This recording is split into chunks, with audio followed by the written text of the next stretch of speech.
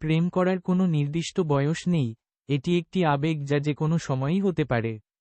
তবে, কিছু গবেষণায় দেখা গেছে যে বেশিরভাগ মানুষ সাধারণত 15-25 বছর বয়সের মধ্যে তাদের প্রথম প্রেমে পড়ে, আবার অনেকে 25 বছর বয়সের পরেও প্রেমে পড়েন।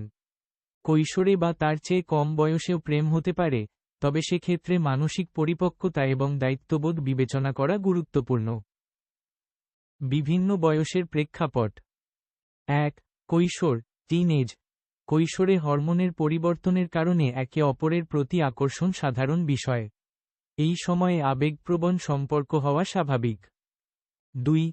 20 এর দশকের মাঝামাঝি। অনেক গবেষণা অনুযায়ী, 20 এর দশকের মাঝামাঝি থেকে শেষের দিকে এবং 30 এর দশকে মানুষ জীবনে স্থিতিশীলতা আসে, যা সম্পর্কের জন্য ভালো একটি সময় হিসেবে বিবেচিত হয়। এবং 3.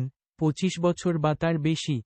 কেউ কেউ 25 বছর বয়সের পরও প্রেমে পড়তে পারেন, তাই বয়স নিয়ে চিন্তা করার প্রয়োজন নেই, কারণ প্রত্যেকের জন্য জীবনের একটি নির্দিষ্ট সময় থাকে। মানসিক পরিপক্কতা। 1.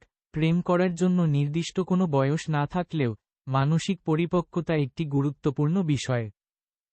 2. কিশোর বয়সে প্রেম করলে, তার আগে অভিভাবকদের অনুমতি নেওয়া উচিত, কারণ তা না হলে তা অবৈধ বলে গণ্য হতে পারে। এবং 3. ব্যক্তিগত বিকাশ এবং পারিপার্শ্বিক অবস্থার উপর নির্ভর করে প্রেমের সময়কাল পরিবর্তিত হতে পারে।